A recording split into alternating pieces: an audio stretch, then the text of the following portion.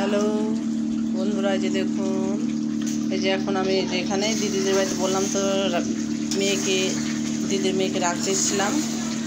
তো আমি রাত থেকে গেছি, এখনও বাড়িতে যাইনি, পৌঁছায়নি। এই যে দেখুন, যে এখন আমি পোলট্রির মাংস রান্না করেছি।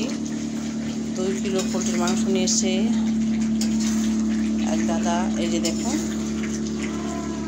এখন রান্না করছি।